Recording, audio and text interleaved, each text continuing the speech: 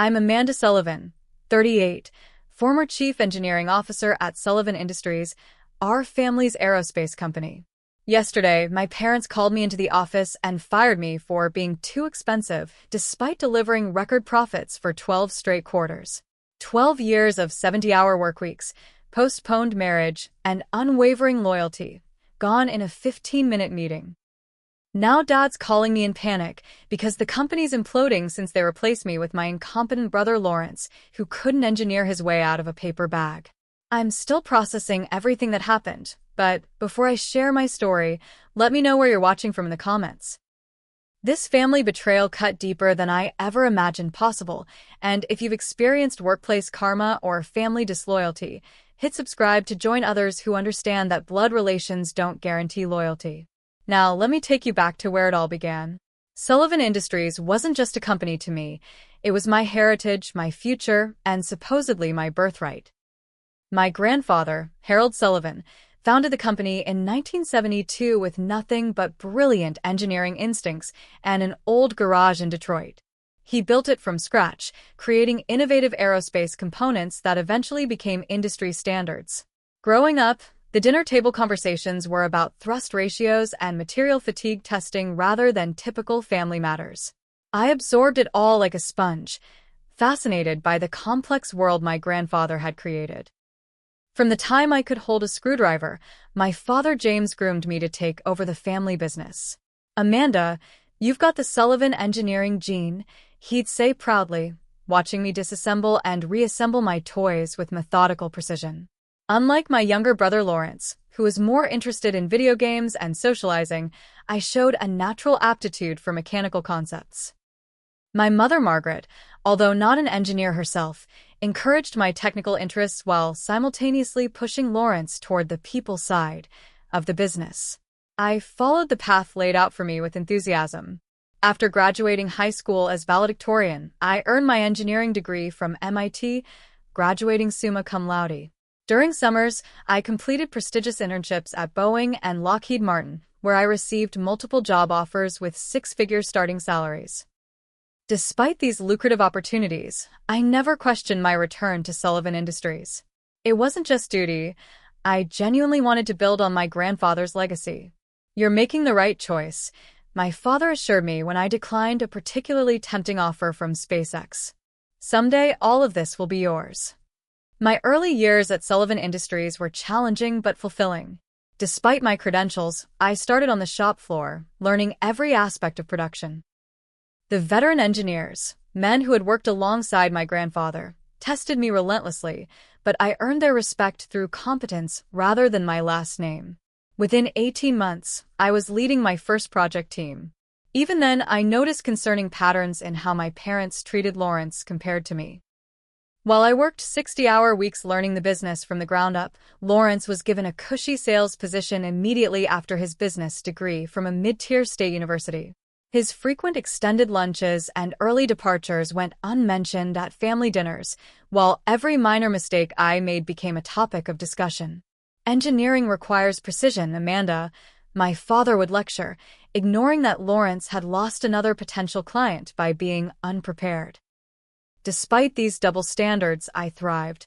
Within 3 years, I had brought in 5 new major clients and modernized our production processes, cutting manufacturing time by 30%. My technical knowledge earned me the respect of our engineering staff, many of whom began coming to me instead of my father with their innovations and concerns. My father noticed this shift in loyalty and responded by assigning me increasingly complex projects, which I interpreted as a sign of his trust. The Sullivan S-300 flight control system, my first major design project, won industry accolades and opened doors to military contracts that had previously been beyond our reach. What no one saw were the personal sacrifices accumulating behind my professional success. I canceled a European vacation when a production issue emerged. I postponed dating, telling myself there would be time for a relationship after we secured the Anderson Aerospace contract. When my college roommate invited me to be her maid of honor, I attended the wedding via video call from my office while finalizing critical design specifications. The company has to come first, my father had always taught me. That's what it means to carry the Sullivan name. I believed him completely. After all, hadn't my grandfather postponed his own honeymoon when a client needed him? Wasn't my mother still postponing her dream of traveling to focus on company finances? The Sullivan legacy demanded sacrifice, and I was determined to prove myself worthy of it. By my 5th year, I had developed 3 proprietary technologies that became company standards, established relationships with top-tier aerospace manufacturers, and built a reputation as one of the industry's brightest young engineers. Trade journals began mentioning me as a rising star. What I didn't realize was that with each accomplishment, each innovation, each new client relationship, I was setting the stage for resentment rather than recognition from the people whose approval I sought most. I remember the day I overheard my mother talking to Lawrence in the kitchen during a family dinner. "Don't worry about Amanda's technical successes," she said. "When the time comes, you'll be the one running Sullivan Industries. You have the people skills this company truly needs." I pretended not to hear, telling myself she was just encouraging Lawrence in the areas where he excelled. I couldn't have imagined then how those casual words foreshadowed the betrayal to come. My promotion to Chief Engineering Officer came after the successful launch of our military-grade navigation system in 2012.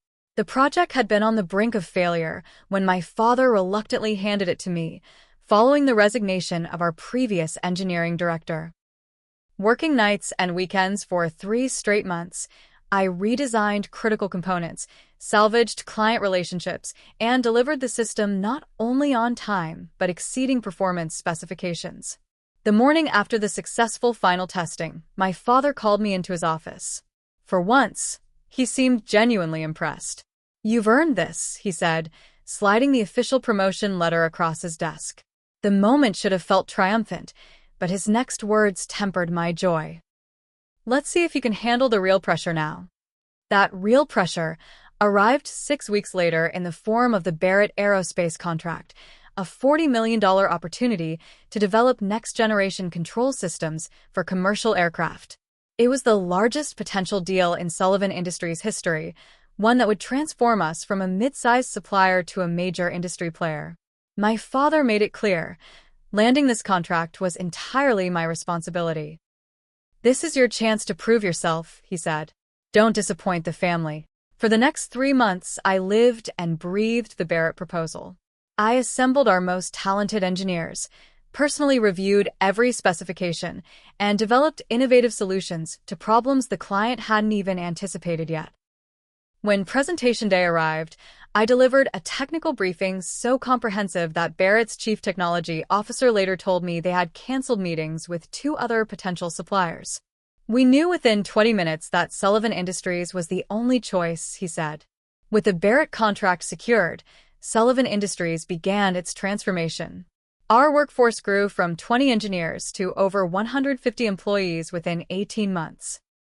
We opened a second facility, tripled our production capacity, and invested in cutting-edge testing equipment.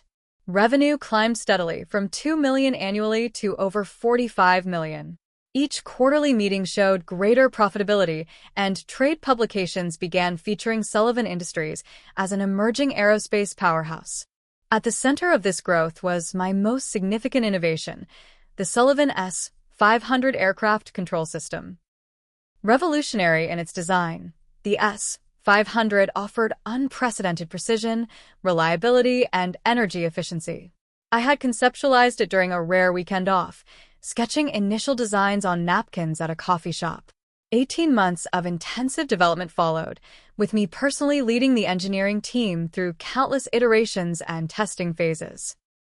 When we unveiled the system at the International Aerospace Expo, it generated immediate interest from commercial and military clients alike. "The S-500 will be Sullivan Industries' legacy," I told my father proudly after 3 major manufacturers requested implementation specifications on the same day. He nodded, seeming pleased, but said only, "Let's see if it actually delivers the projected revenue." It did. The S-500 and its derivatives eventually accounted for 60% of company revenue. I created a dedicated engineering division focused solely on advancing the technology, which became our most profitable business unit. Industry recognition followed. I accepted innovation awards on behalf of the company, gave keynote addresses at engineering conferences, and was profiled in Aviation Technology Monthly as one of the industry's 40 under 40 rising stars. Throughout this period of unprecedented growth, my personal life remained entirely subordinated to company needs. My 70-hour workweeks were the norm, not the exception. I purchased a modest home 5 minutes from the office to minimize commute time. Vacations consisted of weekend trips that could be canceled if problems arose. When friends from MIT invited me to join their successful tech startup, I declined without hesitation, my loyalty to Sullivan Industries never wavering. As the company prospered, my father gradually stepped back from day-to-day operations, though he maintained his title as CEO and never failed to take credit for innovations that had been entirely my creation. During client visits, he would casually mention our design philosophy when discussing features he had initially opposed. At industry events, he positioned himself as the visionary behind advances he had barely understood when I first proposed them. Meanwhile, Lawrence's role in the company remained ambiguous at best. After several failed attempts to establish himself in sales, he was given the title of Executive Vice President of Business Development, a position that seemed to primarily involve taking clients to golf outings and expensive dinners. His technical knowledge remained so limited that engineering staff developed a coding system to simplify concepts when he needed to be included in discussions. "Just nod and say it sounds promising," I overheard one engineer instructing Lawrence before a client meeting. "Amanda will handle the actual details." Despite his minimal contributions, Lawrence excelled at one crucial skill: currying favor with our parents.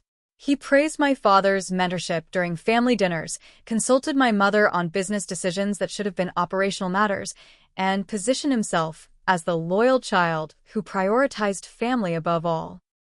These performances seemed harmless at first. Lawrence had always been the family charmer, but they were laying groundwork I didn't yet recognize. As Sullivan Industries approached its 30th anniversary, subtle but concerning changes began appearing in company dynamics. My mother, whose business experience was limited to basic accounting, inserted herself increasingly into technical decisions. My father began excluding me from financial meetings while including Lawrence. When I purchased my modest 3-bedroom home with my own savings, my parents commented that it was practical but small, while they helped Lawrence finance a sprawling 5-bedroom house in the city's most exclusive neighborhood. "Lawrence needs to project success to our clients," my mother explained when I questioned the different treatment. The more recognition I received from the industry, the more I sensed a cooling from my family. When Aviation Technology Monthly featured me on its cover with the headline, "The Engineering Mind Revolutionizing Aerospace," my father's only comment was to ask if I'd mentioned Sullivan Industries' founding story prominently enough. When I was invited to join the prestigious Aerospace Innovation Roundtable, the first person from our company ever included, my mother wondered aloud if attending the quarterly meetings would distract from actual work. The most telling moment came during a family dinner celebrating a record-breaking quarter. As we toasted the company's success, my father raised his glass to Sullivan Industries' bright future under the next generation of leadership.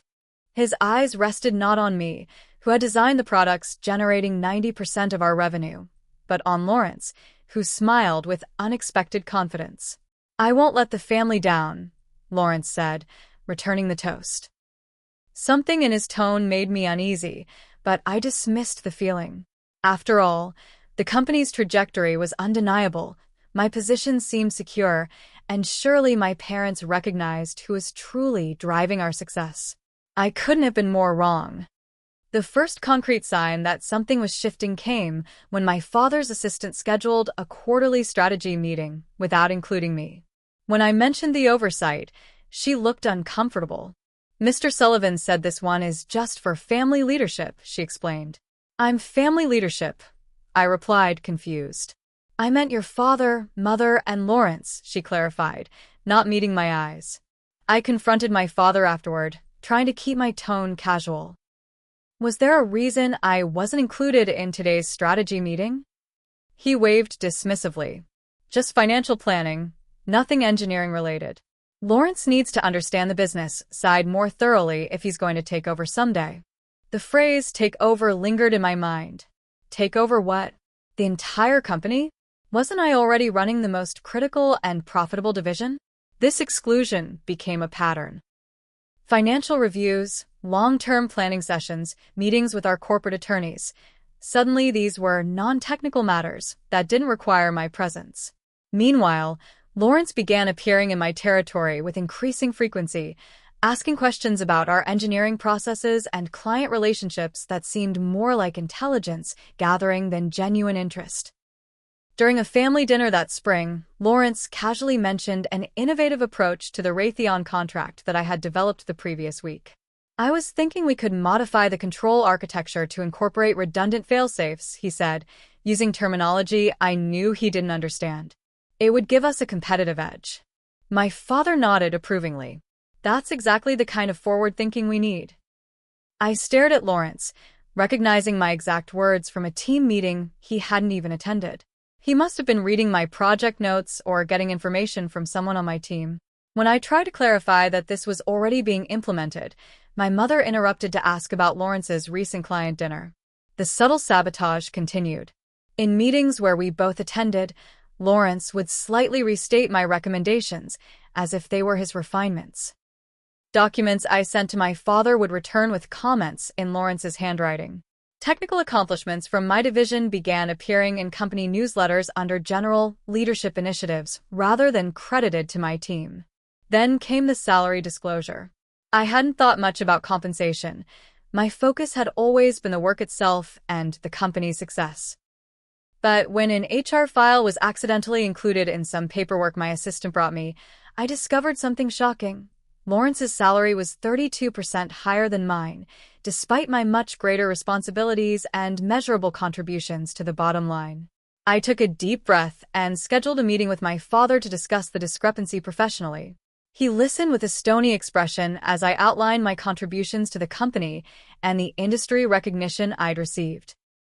"Are you saying you're more valuable than your brother?" he finally asked. "I'm saying my compensation should reflect my contributions and responsibilities," I replied carefully. "Lawrence has business relationships you don't see," my father said. "And frankly, Amanda, your engineering division has become quite expensive to operate. All those specialized engineers you keep hiring, the testing equipment, the prototype development costs. Lawrence's approach is more fiscally efficient." I left the meeting with a nominal 5% raise and a growing sense of unease. Shortly afterward, my mother began making comments about my personal life during our Sunday dinners. 38 is getting rather late to start a family, Amanda, she remarked. All this focus on work, I worry you're missing what's truly important. The irony was painful. For years, they had demanded my complete dedication to Sullivan Industries, praised my work ethic, and held me to standards never applied to Lawrence. Now my childless, unmarried state was apparently a failure of priorities. The warnings from outside the family began subtly. Bernard Holton, CEO of a key client company, pulled me aside at an industry conference. "Is everything all right at Sullivan?" he asked. "I had a strange conversation with your brother last week. He implied there might be some reorganization coming." When I pressed for details, Bernard looked uncomfortable. He suggested I might want to establish a relationship with him rather than going through you for technical matters. Said something about you possibly moving to a different role. A week later, my executive assistant Rachel placed a folder on my desk with an expression I couldn't quite read. "I found these in the copy room," she said quietly. "I think you should see them." Inside were financial documents I'd never been shown. Consulting contracts paying my parents enormous fees beyond their salaries, real estate purchased by the company for their personal use, and most disturbing, a succession plan dated 2 years earlier that named Lawrence as the sole future CEO. That evening, I stayed late reviewing company financial records I did have access to. What I found disturbed me deeply. While the company was indeed profitable, an unusual amount of money was flowing to my parents through various channels: special dividends, consulting fees, personal expenses categorized as business costs. They weren't building the company for the future, They were extracting as much value as possible for themselves. The next revelation came from Rachel again, who had become my eyes and ears in the parts of the company increasingly close to me. "They're issuing new shares," she told me. "Lawrence is receiving a 20% equity stake. I checked the records. You've never been issued any shares at all." I confronted my brother directly, catching him alone in the conference room after hours. "What exactly is happening here, Lawrence?" I demanded. "Why are you receiving company shares while I get nothing?" He leaned back in his chair with an unfamiliar confidence. "Amanda, you've always been the smart one. So figure it out. You're an employee. A valuable one, sure, but still just an employee. This company has always been my birthright." "That's not what Dad always told me," I countered. "And I'm the one who's grown this company, created our most successful products, and we appreciate your contributions," he interrupted with a patronizing smile. "But let's be honest, you're too expensive. Your division's budget has tripled. You keep hiring these specialized engineers at premium salaries, and you insist on all this expensive testing and validation. Dad and Mom need to maximize their retirement fund, not reinvest everything in your engineering fantasies." The pieces suddenly aligned with sickening clarity. My parents viewed Sullivan Industries not as the multi-generational legacy my grandfather had envisioned, but as their personal retirement plan. My innovations and growth strategies were valuable only insofar as they generated immediate profit that could be extracted. Long-term investment in engineering excellence, the philosophy that had built the company, was now seen as an unnecessary expense. The company's 30th anniversary celebration became the public manifestation of the private reality I was discovering. During his speech, my father chronicled the company's history and recent successes. When he reached the development of the S-500 system, my creation, my team, my countless nights and weekends, he placed his hand on Lawrence's shoulder. "The next generation is already taking us to new heights," he said. "Lawrence's vision for our flagship product line has positioned Sullivan Industries as an industry leader." I sat frozen as applause filled the room. Lawrence hadn't contributed a single idea to the S-500. He couldn't even explain its basic operating principles. Yet here was my father, rewriting history in front of the entire company and our industry partners. That night, I couldn't sleep. The betrayal felt physical, a hollowness in my chest, a tightness in my throat. The company I had helped build, the legacy I thought I was securing, the family I had sacrificed everything for. None of it was what I had believed. My loyalty had been to a fiction, a story I had told myself about family and legacy that had never aligned with my parents' actual intentions. The anxiety began affecting my health. I developed migraines for the first time in my life. My normally low blood pressure crept upward. I lost 8 pounds in 2 weeks without trying. Each day brought new evidence that my position was being systematically undermined, yet I kept working with the same dedication, telling myself that the quality of my work would ultimately be recognized and rewarded. Then came the Monday morning that changed everything. "Your parents would like to see you in the main conference room at 9 a.m., read the email that appeared in my inbox that Monday morning. No subject line, no explanation. Sent from my father's assistant rather than from either of my parents directly. I felt a strange calm as I walked to the meeting, as though I was moving through water. Part of me already knew what was coming. The conference room, where I had presented countless innovations and led hundreds of team meetings, felt foreign with just my parents sitting at the far end of the table. My mother's reading glasses were perched on her nose as she reviewed some document.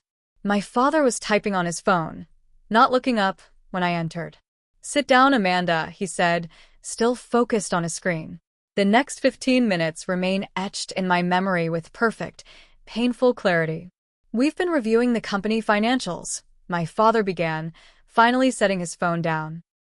"And we've had to make some difficult decisions about our organizational structure." My mother slid a document across the table. "We're eliminating your position effective immediately." I stared at the severance agreement, the words blurring slightly. "You're firing me?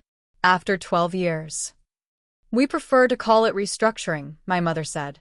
The engineering division has become unsustainably expensive under your leadership. Your salary, the specialized team you've built, the testing protocols you insist on, we simply can't justify these expenses anymore. Those expenses generated $43 million in revenue last year, I said, my voice surprisingly steady. The S-500 system alone accounts for 60% of our business. The S-500 is established now, my father countered. We don't need the same level of engineering oversight to maintain production. Lawrence can handle the client relationships and strategic direction. Lawrence doesn't understand how the system works, I said. He can't answer technical questions, troubleshoot problems, or direct improvements. He understands the financial side, my mother replied. And that's what matters at this stage. We've hired a contract engineering manager at half your salary who can handle the day-to-day technical matters. The betrayal was so complete, so calculated that it momentarily left me speechless. 12 years of dedication, of innovations that transformed a struggling family business into an industry leader, of personal sacrifices, all reduced to a line-item expense that could be cut to increase my parents' profit margin. When do you want me to transition my projects? I finally asked. My father checked his watch. No transition necessary. We'll need you to clean out your office immediately.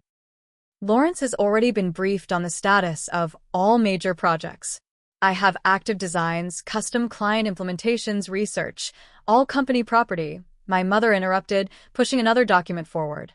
This intellectual property agreement confirms that everything you've developed belongs to Sullivan Industries. And this non-compete prevents you from working for any competitor for 3 years, my father added, indicating a third document. Standard protection for our proprietary information. I didn't reach for the papers. You planned this. How long? They exchanged a glance that confirmed everything. This wasn't a sudden decision or a financial necessity. This had been orchestrated, probably for months or even years. We need your office cleared by noon, my father said, ignoring my question. Security will assist you. Security. Like I was a threat rather than the person who had built the modern version of Sullivan Industries. Like I might steal something rather than being the creator of everything valuable the company now possessed. I stood up, still not touching the documents. I'll need to review these with my attorney. You have until Friday to sign, my mother said. After that, the severance offer expires. As I turned to leave, my father spoke again. Amanda, this is business, not personal. I hope you can understand that. But it wasn't business. No rational business decision would remove the chief innovator and technical leader from a technology company at the peak of its success. This was deeply personal, a family betrayal masked as a corporate restructuring. Security was indeed waiting outside the conference room. Mark Davis, who had been with the company for 20 years and had always greeted me with respect. Now, he couldn't meet my eyes as he explained he needed to escort me to my office and then out of the building. I'm sorry, Miss Sullivan, he said quietly. This doesn't feel right. My office, where I had spent more waking hours than in my own home for the past decade, had already been partially boxed up. My engineering notebooks were missing from their shelf. My prototype models had been removed from the credenza. The framed patent certificates were gone from the wall. Some of your personal items were already packed, Mark explained uncomfortably. Your brother supervised it on Friday afternoon. Friday. While I was visiting a client site, they had already begun erasing my presence. I looked around at what remained. Family photos, industry awards, reference books. What struck me most was what was missing: all my technical documentation, my research notes, my design iterations for projects in development. Even my personal engineering notebook, which contained ideas and concepts I had specifically labeled as personal intellectual property, was nowhere to be found. As I packed the remaining items under Mark's uncomfortable supervision, my phone buzzed with a text from Rachel. Lawrence moved into your office over the weekend. Engineering team wasn't told anything. Where are you? I didn't respond. Couldn't respond. The systematic nature of the betrayal was still sinking in. This hadn't been a sudden decision. It had been meticulously planned and executed while I remained loyally focused on growing the business my grandfather had founded. As Mark escorted me through the engineering department, I saw the shocked faces of my team. No announcement had been made. No explanation was offered. I was simply being marched out like a criminal while my colleagues watched in confusion. "Amanda, what's happening?" called Michael, my lead systems engineer. "Ask Lawrence," I replied, continuing toward the exit. Mark walked me all the way to my car. "This isn't right," he said again as I placed the box in my trunk. "Everyone knows what you've done for this company." "Apparently not everyone," I replied. I've replayed that drive home countless times in my mind. The surreal quality of the morning sun, the familiar route suddenly feeling foreign, the absolute silence in my car because I couldn't bear to hear even music. 12 years of my life, my identity, my purpose, ended in a 15-minute meeting with the people I had trusted most in the world. At home, I did what engineers do. I analyzed the problem methodically. I called an attorney specializing in employment and intellectual property law, forwarded the severance documents, and scheduled a consultation for the following day. I made a detailed inventory of what had been removed from my office, without my consent. I wrote down every significant innovation, design, and process improvement I had created during my tenure, noting which ones I had documentation for outside of company records. That evening, Rachel called from her personal phone. "They told everyone you resigned for personal reasons," she said. "Lawrence held an all-hands meeting this afternoon announcing he's taking over engineering operations. Amanda, he couldn't answer basic questions about the Johnson project. The technical team is in shock." "What about my engineering notebooks?" I asked. "Gone. "Lawrence took them Friday. Said they were company property that needed to be secured." Those notebooks contain not just my work for Sullivan Industries but my personal ideas, concepts I had developed on my own time, innovations I had specifically noted as my individual intellectual property. The legal implications were significant, and my parents and brother knew it. The next day, my attorney confirmed what I already suspected. The non-compete was overly broad and likely unenforceable, the intellectual property claims overreached, and the removal of my personal notebooks potentially constituted theft of intellectual property. But fighting it would mean a protracted legal battle against my own family, with the company resources arrayed against me. "They're counting on your emotional attachment to prevent you from challenging this," she said.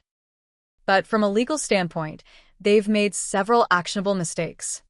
I sat with that knowledge, unable to make a decision immediately. The betrayal felt too raw, too complete to process clearly. I needed time to understand not just what had happened, but what it meant for my future. That first week of unemployment was the darkest period of my life. For 12 years, Sullivan Industries had been my purpose, my identity, my family legacy. Now I was cut off completely. From the company, from the projects I had built, from the future I had believed in. I cycled through grief, rage, disbelief, and a profound sense of foolishness for having trusted so completely. Former employees began reaching out, first Rachel, then Michael and other engineers from my team, then even people from other departments. The story they told was consistent. Confusion within the company, Lawrence completely out of his depth in engineering meetings, clients asking questions he couldn't answer, production issues going unresolved. Industry colleagues called too, expressing shock at my sudden resignation. Several mentioned they had received promotional materials naming Lawrence as the engineering visionary behind Sullivan's innovations. One forwarded an email claiming he had been the chief architect of the S-500 system, a system he had actively criticized during its development. The most revealing information came from Rachel a week after my termination. She had accessed company records showing my parents had been planning this move for at least 14 months. They had interviewed replacement engineers, restructured financial systems to reduce my visibility, and systematically moved my innovations into Lawrence's portfolio in company documentation. Most disturbingly, they had filed patent updates for my designs, removing my name as primary inventor and replacing it with Lawrence's. I'd love to hear if any of you have experienced workplace betrayal like this, especially from family members. The shock of being cast aside after giving everything to a company can be overwhelming. If you're going through something similar, remember you're not alone. Leave a comment sharing your experience, and let's continue with what happened next in this painful family business drama. For 3 days after being fired, I barely left my bedroom. The betrayal felt physical, a constant heaviness in my chest, a knot in my stomach that wouldn't dissolve. I ignored calls from friends, former colleagues, and industry contacts. I couldn't bear to explain what had happened when I was still struggling to comprehend it myself. On the 4th day, my former MIT professor and mentor, Dr. Eleanor Winters, appeared on my doorstep. "Rachel called me," she explained, setting down a bag of groceries in my kitchen. "She's worried about you." "So am I." Dr. Winters had always possessed the rare ability to cut through emotional fog with laser precision. As we sat at my kitchen table, she didn't offer platitudes or easy reassurance. Instead, she asked questions that forced me to think beyond the immediate pain. "What do you actually want now, Amanda? Not what you thought you wanted last week, but right now with all the information you have." The question caught me off guard. What did I want? Revenge? Validation? My old life back? "I want recognition for my work," I finally said. "I want to continue creating and innovating without betrayal hanging over me. I paused, realizing the truth as I spoke it. "I want to build something that's truly mine, where my contributions can't be stolen or denied." Dr. Winters nodded. "Then let's start there. Not with what you've lost, but with what you're going to create next." That conversation marked the beginning of my strategic rather than emotional response. The next morning, I called Patricia Hernandez, the intellectual property attorney I had consulted earlier. "I won't be signing their severance agreement," I told her. "And I want to discuss options for protecting my innovations." Patricia's assessment was blunt but clarifying. "Based on the documentation you've provided, there are clear instances of intellectual property theft and corporate malfeasance. The question isn't whether you have a case, you do. The question is whether a prolonged legal battle with your family is how you want to spend the next 2 to 3 years." She outlined my options. An aggressive legal strategy that would likely result in a favorable settlement but would consume my energy and focus for the foreseeable future, or a more targeted approach that would protect my most significant personal innovations while allowing me to move forward professionally. "They're expecting you to either accept their terms out of family loyalty or fight them on everything out of anger," Patricia explained. "A selective, strategic response will catch them off guard." I chose the strategic path. Rather than contesting everything, I focused on documenting and legally protecting specific innovations that I had clearly developed on my own time. I authorized Patricia to send a precisely worded letter refusing the severance package, rejecting the non-compete as unenforceable, and demanding the immediate return of my personal engineering notebooks and intellectual property. "This is just step 1, Patricia warned. "Be prepared for them to escalate before they consider compromise." While the legal wheels began turning, I received an unexpected call from Bernard Holton, the CEO who had warned me about Lawrence's comments months earlier. "I just had the most baffling technical meeting with your brother," he said without preamble. "Amanda," he presented specifications for an updated control system that violated basic physics principles. When our engineers questioned the discrepancies, he couldn't provide coherent answers. "What's happening at Sullivan?" This was the first of what would become a steady stream of similar calls from clients, suppliers, and industry partners. Lawrence was attempting to maintain the facade that nothing had changed, but his profound lack of technical knowledge was becoming increasingly apparent in every interaction. Meanwhile, something remarkable was happening within Sullivan Industries. 2 weeks after my termination, Rachel submitted her resignation. The day after, Michael and 3 other senior engineers from my team did the same. By the end of the month, 11 key technical staff had left the company. "No one wants to work for someone who doesn't understand what they're doing," Michael told me during a lunch meeting. "And no one trusts leadership that would discard the person who built the entire technical foundation of the company." The exodus created an unexpected opportunity. With a core group of experienced engineers who shared my vision for technical excellence, I began considering the possibility of starting my own firm. Not just as a response to betrayal, but as the chance to build something aligned with my grandfather's original values: innovation, integrity, and long-term thinking. I leased a small office space and invited my former team members to discuss the possibility. The response was overwhelming. Not just enthusiasm for the venture, but immediate commitments to join once non-compete periods expired. Within 3 weeks, I had drafted a business plan for Pathway Aerospace Engineering, focusing on next-generation control systems for commercial and defense applications.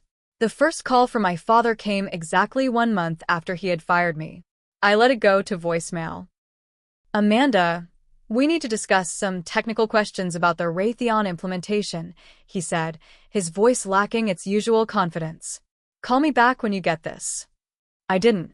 3 more calls followed over the next 2 days, each message increasingly urgent. Finally, I received a text directly from Lawrence. "Can't make sense of your notes on the S-500 redundancy systems. Client meeting tomorrow morning. Need your input ASAP." I forwarded the message to Patricia with a brief note. Documentation of ongoing use of my intellectual property. The real shock came 2 days later when Rachel called with news from inside Sullivan Industries. "They lost the Anderson Aerospace contract," she said. Lawrence couldn't answer technical questions during the quarterly review, and when the client asked to speak with the engineering team, he couldn't produce anyone with more than 3 weeks of experience on the project. They pulled $40 million of business on the spot. I felt a complex mix of emotions: vindication tinged with sadness for the company my grandfather had built, satisfaction at the natural consequences of my parents' choices alongside concern for the employees who remained. But mostly, I felt a growing clarity about my path forward. That clarity strengthened when I received a call from Westfield Technology Partners, a venture capital firm specializing in aerospace and defense startups. "We've been following your work at Sullivan for years," said the managing partner. "Several of your former clients mentioned you might be establishing your own venture. We'd be very interested in discussing investment possibilities." Within days, I had meetings scheduled with 3 different investment groups, all eager to back an engineering firm led by the innovator behind Sullivan Industries' most successful products. The irony wasn't lost on me. The very expertise my parents had devalued was now my most valuable asset. 6 weeks after my termination, I made my first public appearance at the National Aerospace Engineering Conference.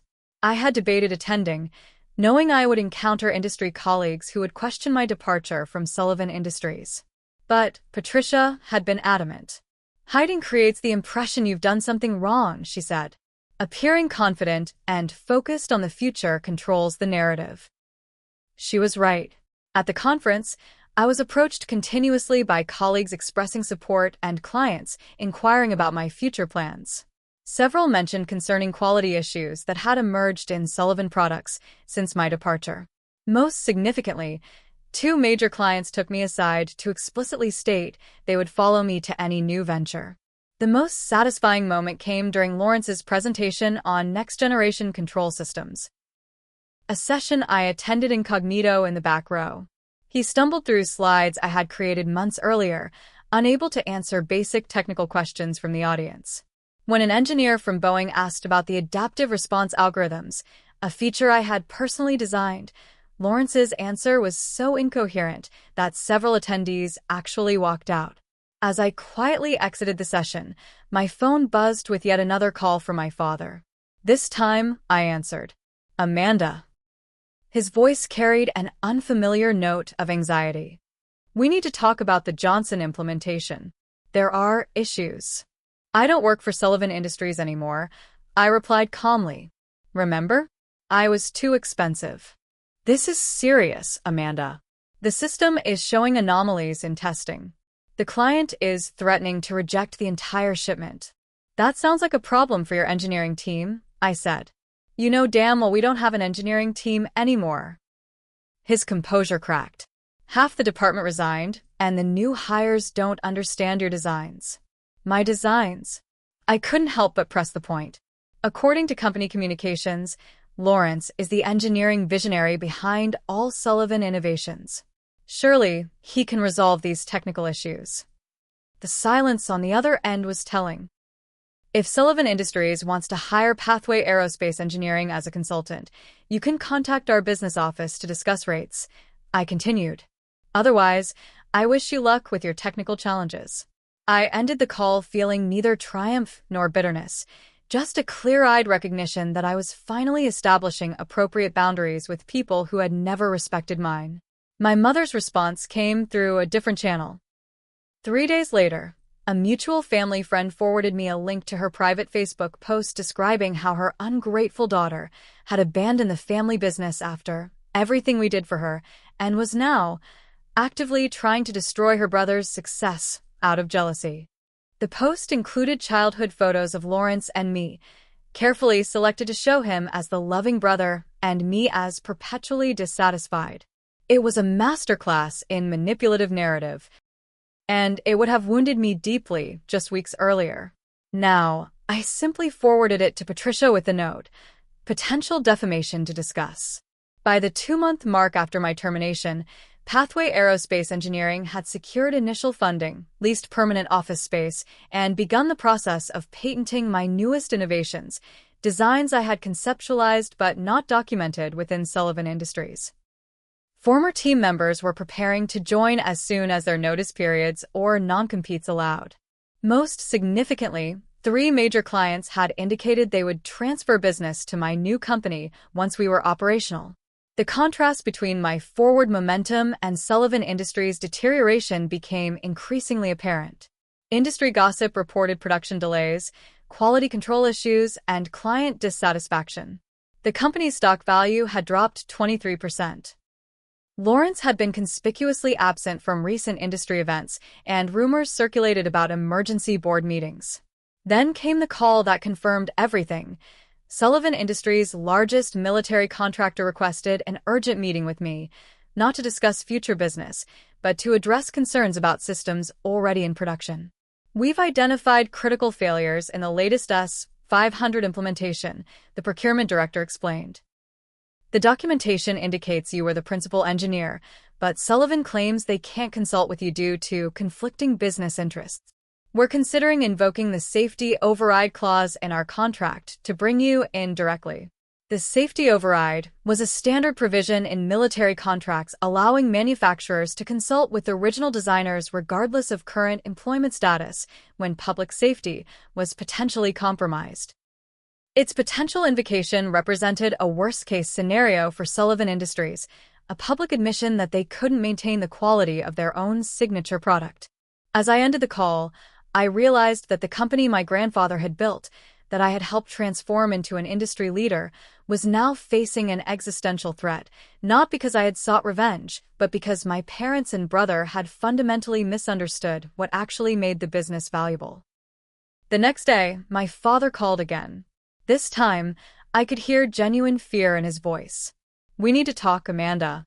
Not as Sullivan Industries and a former employee. As family." The consequences of my parents' decision unfolded with the inexorable logic of an engineering failure analysis, one compromised component leading to system-wide collapse. 2 days after my father's desperate call, Sullivan Industries lost its cornerstone military contract. The client cited critical personnel changes affecting product integrity in their termination letter, corporate language for, "You fired the only person who understood how this technology actually works." The contract had represented 30% of Sullivan's annual revenue. News of the termination leaked to industry publications within hours. Sullivan Industries stock dropped 18% in a single trading day. Financial analysts began questioning the company's viability without its core technical leadership. Suppliers tightened credit terms, demanding payment upfront where they had previously offered 60-day terms. I watched these developments with complicated emotions. The company still employed people I respected, engineers, production staff, and support personnel who had done nothing to deserve this instability. Yet there was undeniable vindication in seeing the natural consequences of my parents' choices unfold. The morning after the stock plunge, Lawrence called me directly for the first time since my termination. "This is your fault," he began without greeting. "You turned our military clients against us." I haven't spoken to your military clients, I replied truthfully. They reached out to me with safety concerns, which I referred back to Sullivan Industries as required by regulation. You know exactly what you're doing, he continued, his voice slurring slightly despite the early hour. You've always been jealous that Dad wanted me to take over eventually. Lawrence, are you drinking at 9 in the morning? The silence confirmed my suspicion. When he spoke again, his tone had shifted from accusation to something closer to desperation. Just tell me how to fix the stabilization issue in the S-500. I have the technical team working around the clock, but no one understands the adaptive calibration sequence. That's because I designed it specifically to prevent unauthorized modification, I explained. It's a security feature for a system with military applications, Lawrence. It's functioning exactly as intended. After I hung up, I sat for a long moment considering the implications. Sullivan Industries was imploding faster than I had anticipated. While my strategic focus had been building Pathway Aerospace, circumstances were creating an unexpected opportunity and responsibility. That afternoon, I convened a meeting with my core team at Pathway. Sullivan Industries is failing, I told them bluntly. We need to consider what that means for our industry, their employees, and our future plans.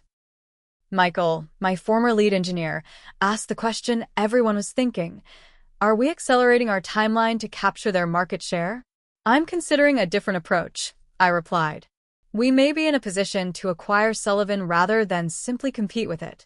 The room fell silent as the implications sank in. An acquisition would be poetic justice, the daughter fired for being too expensive, returning to purchase the company at a steeply discounted price. But my motivation wasn't revenge. It was preservation of my grandfather's legacy and protection of employees who deserved better leadership. While we discussed acquisition scenarios, Pathway Aerospace continued its impressive launch trajectory. Our first original patent filing, an advanced neural network system for flight control optimization, generated immediate industry attention. 2 former Sullivan clients signed letters of intent to transfer their business to Pathway once we were fully operational. Most significantly, 6 more engineers from Sullivan submitted their resignations and applied to join our team. Rachel, now my operations director, maintained connections with former colleagues still at Sullivan. The reports she brought back were increasingly concerning. Quality control failures have tripled, she told me. Lawrence approved production changes without understanding their implications. They're shipping defective units to meet contractual deadlines, knowing they'll fail in the field. That's not just bad business, I replied. That's potentially dangerous. The situation escalated when my father suffered a minor heart attack, brought on, according to family friends, by the stress of the company's rapid decline. He was hospitalized overnight and released with orders to reduce stress.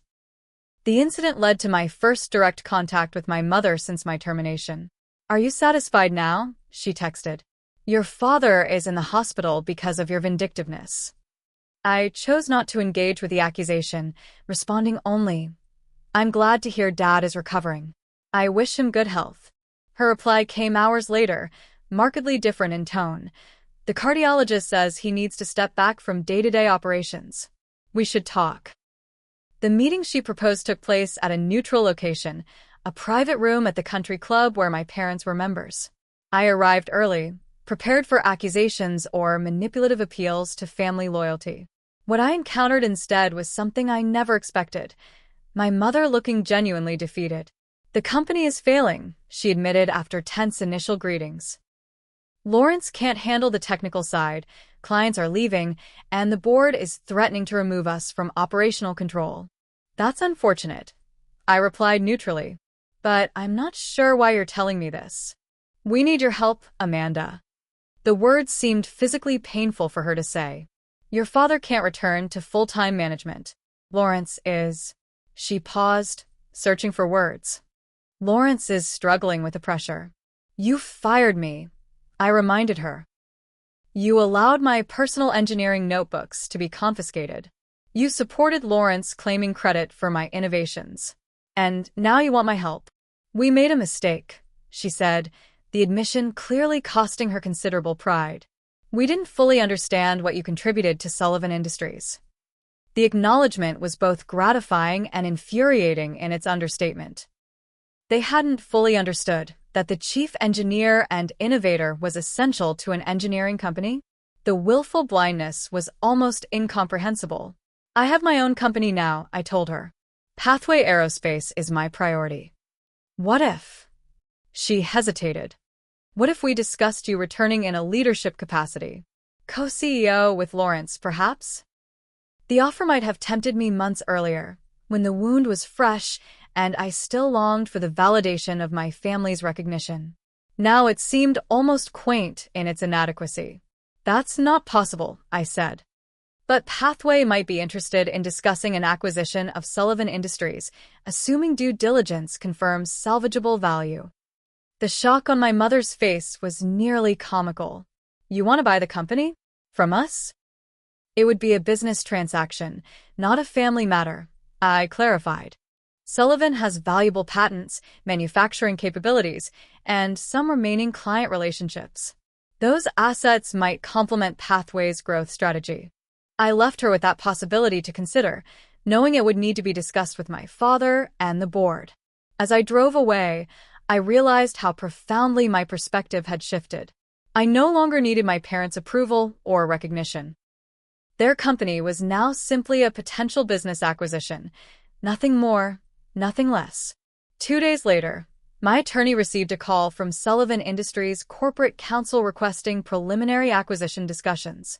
Apparently, the board had overruled my parents' initial rejection of the idea, recognizing that Pathway's offer might be their best option as other potential buyers became aware of Sullivan's technical and operational deficiencies. Meanwhile, Lawrence's deterioration continued. He missed a critical client presentation, with reports suggesting he had been too intoxicated to attend. Engineering staff who remained at Sullivan described him having emotional outbursts in technical meetings when he couldn't understand the concepts being discussed. Most concerning, he had apparently authorized modifications to the S-500 system without proper testing, creating potential safety issues that would require expensive recalls. The situation came to a head at an industry conference in Chicago. I was scheduled to present Pathway's new control system architecture to a packed audience of aerospace engineers and executives. As I prepared backstage, Lawrence appeared, visibly intoxicated despite the early hour. You think you've won, he slurred, security personnel already moving toward him. You've turned everyone against me. You need help, Lawrence, I said quietly. This isn't about winning. It was supposed to be mine, he continued as security reached us. Dad always promised it would be mine. As they escorted him out, I felt an unexpected wave of pity. Lawrence had been caught in our parents' manipulation as surely as I had, raised to expect control of a company he wasn't qualified to lead, promised a future he couldn't possibly sustain. The incident made industry news, accelerating Sullivan Industries' reputation collapse. By the following week, their stock had fallen to an all-time low, and my acquisition team reported that the board was now eager to complete a deal as quickly as possible. In a final ironic twist, the intellectual property dispute that Patricia had been carefully documenting became unnecessary leverage. The acquisition would transfer all patents and intellectual rights to Pathway, rendering the legal battle moot. My innovations would return to my control through a straightforward business transaction rather than contentious litigation. 8 weeks after Sullivan Industries fired me for being too expensive, I sat across from their board of directors, including my ashen-faced father and tight-lipped mother, presenting Pathway's acquisition terms. The purchase price was 40% of what the company had been valued at when I was terminated. The terms included specific provisions. My parents would fully retire from all operational roles, Lawrence would enter a substance abuse treatment program, and the company would be reorganized under the Pathway leadership structure. You're destroying your father's legacy, my mother said during a break in the negotiations. I'm preserving my grandfather's legacy, I corrected her. There's a difference. As I drove home that evening, I realized that what had begun as the most painful betrayal of my life had transformed into something unexpected: freedom. Freedom from seeking approval I would never receive. Freedom from sacrificing my well-being for people who didn't value it. Freedom to build something that truly reflected my values, rather than trying to redeem a family legacy that had already been compromised. That night, for the first time since my termination, I slept without anxiety. The company I had loved was returning to my stewardship, but on my terms. The innovations I had created would continue to benefit the industry. Most importantly, I had discovered my own worth independent of family validation, a lesson more valuable than any company could ever be. The following weekend, I finally took a personal day and accepted a dinner invitation from Alex Chen, an aerospace materials specialist I'd met at the Chicago conference. As we enjoyed a relaxed evening discussing everything but work, I realized this was perhaps the most significant change of all. I was finally allowing myself to build a life beyond the company walls. 6 months after my termination from Sullivan Industries, I stood at the podium in what had once been my father's boardroom, addressing the combined workforce of what was now Pathway Sullivan Aerospace. The acquisition had been finalized 3 weeks earlier, following extensive due diligence and negotiation. Today marks not an ending, but a restoration, I told the assembled employees. A return to the founding principles that built this company. Technical excellence, innovation, and integrity. The journey to this moment had been more complex than a simple corporate takeover. As Pathway's acquisition team delved into Sullivan's operations, we discovered concerning issues beyond what I had anticipated. Safety protocols circumvented to meet deadlines, financial irregularities that bordered on fraud, and a corporate culture that had deteriorated into fear and distrust under my family's increasingly desperate management. Addressing these problems required more than new ownership. It demanded a fundamental restructuring. We maintained the Sullivan manufacturing facilities and retained most production staff, but completely reorganized the engineering and quality control departments. Former Sullivan employees who had joined Pathway returned to leadership positions, bringing stability and technical competence back to projects that had floundered in their absence. The acquisition terms had been unambiguous regarding my family's future involvement. My parents would fully retire with a modest consulting arrangement that acknowledged their founding role while removing them from operational decisions. Lawrence would receive support for substance abuse treatment and mental health services, but no management position. My father had initially resisted these conditions, clinging to the belief that he could remain as a figurehead chairman. The board, recognizing the company's precarious position, overruled him. My mother, surprisingly, had been more pragmatic, perhaps finally recognizing the severity of the situation or simply prioritizing their financial security over pride. The most difficult conversation came 2 weeks before the acquisition closed, when my parents requested a private family meeting. I agreed with significant hesitation, insisting that it take place on neutral ground with Patricia joining as my representative. We met at Dr. Winter's university office, a space that held no emotional triggers for any of us. My parents arrived looking noticeably aged from the stress of recent months. My father, still recovering from his heart incident, moved more slowly than I remembered. For a moment, seeing their vulnerability stirred complicated emotions, not forgiveness, but a kind of muted empathy. "We want to understand what happened," my father began after uncomfortable initial greetings. "How did we get here?" The question was so lacking in self-awareness that I nearly laughed. "You fired me," I reminded him. "You devalued my contributions, took credit for my innovations, and chose Lawrence to lead despite his obvious lack of qualifications. What happened is the natural consequence of those decisions." "We always intended for both of you to have roles in the company," my mother countered. "You were the technical side, Lawrence the business side. That was the plan. Then why systematically exclude me from business decisions? Why issue equity to Lawrence, but not to me? Why present him as the engineering visionary when he couldn't explain basic principles?" They exchanged glances, and for the first time, I sensed genuine confusion rather than manipulation.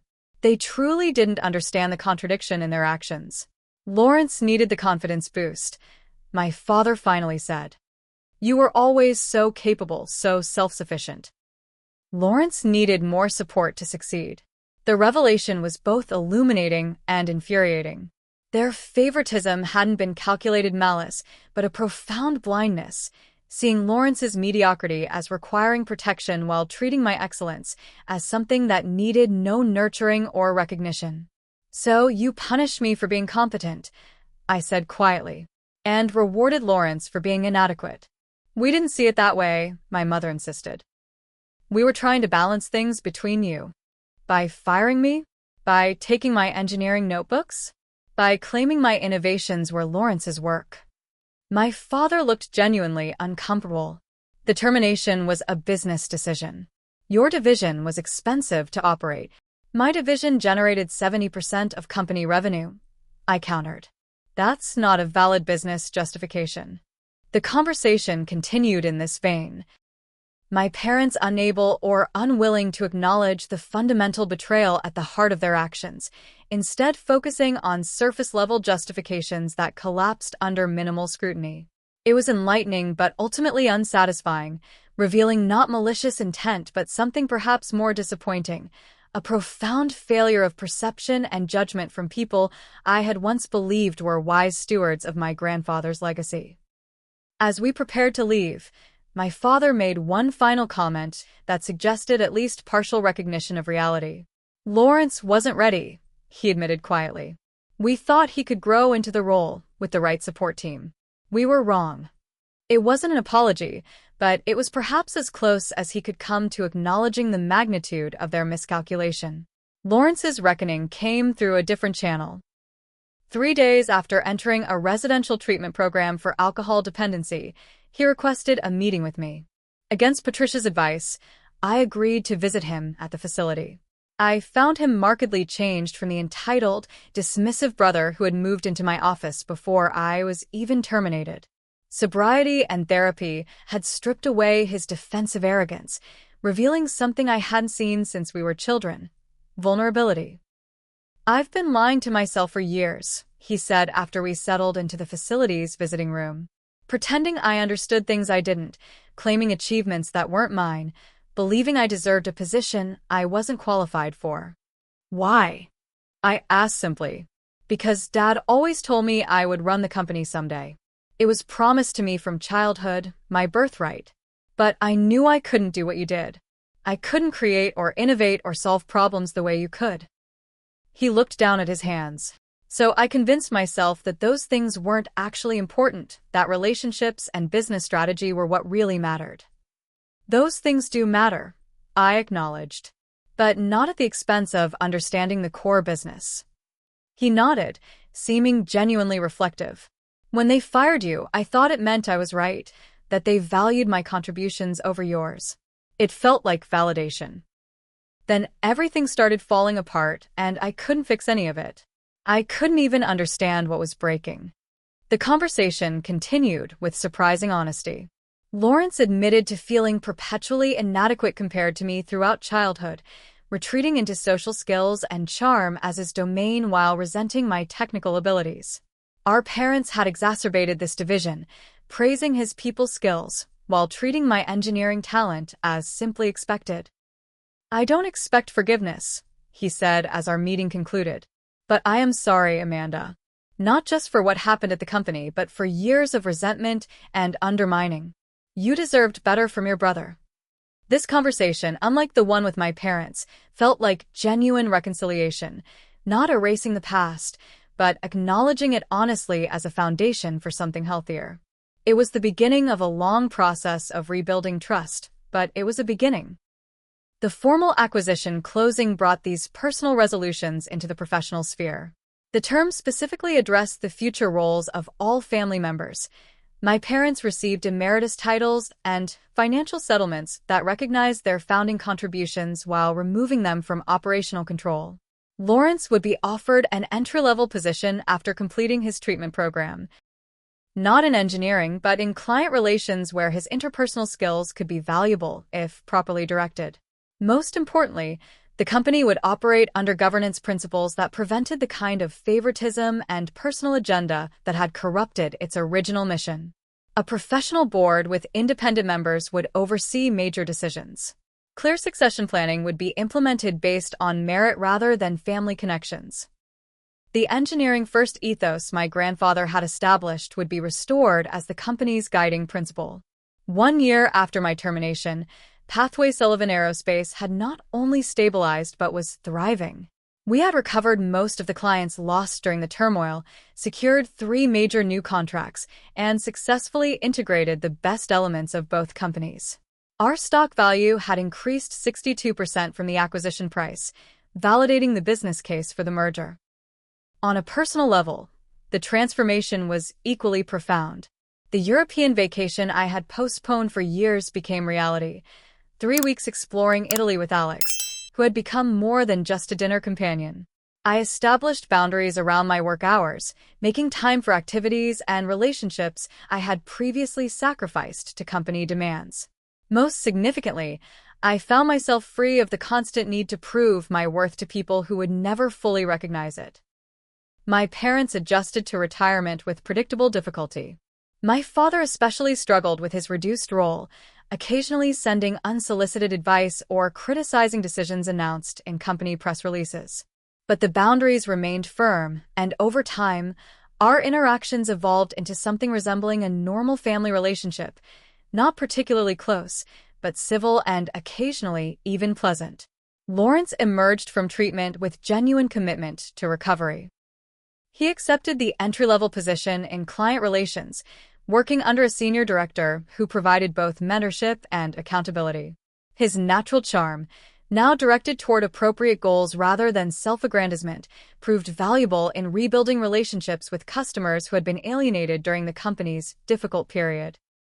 Our relationship would never return to uncomplicated siblings, but we established a professional respect that seemed healthier than our previous dynamic. 18 months after the acquisition, I stood before the architectural plans for our new headquarters facility. The building would incorporate the best elements of Sullivan's manufacturing capability with Pathway's innovative design philosophy. The central atrium would feature a tribute to my grandfather, Harold Sullivan, not just as the company founder, but as the original engineering visionary whose principles we were restoring. He would be proud, Rachel commented, reviewing the plans beside me. Not just of the company, but of you, having the courage to rebuild what was broken. As I considered her words, I realized that the journey from betrayal to resolution had taught me something essential. True legacy isn't about family names on letterhead or succession based on birth. It's about values that endure beyond individual ego, the commitment to excellence, integrity, and innovation that my grandfather had established, and that I was now extending into the future. The painful family drama that began with my termination had ultimately led to a healthier, more sustainable company. The betrayal that had seemed like an ending had become the catalyst for a more authentic beginning, professionally and personally. The path hadn't been what I expected, but it had led to a destination far better than what I had originally envisioned. Looking back now, I can see that being fired was actually the first step toward genuine freedom. Freedom to create on my own terms, to establish appropriate boundaries, and to build something truly reflective of my values rather than struggling to redeem an inheritance that carried too many compromised expectations. Have you experienced betrayal that eventually led to something better? Family business dynamics can be incredibly complicated, and I'd love to hear your stories in the comments.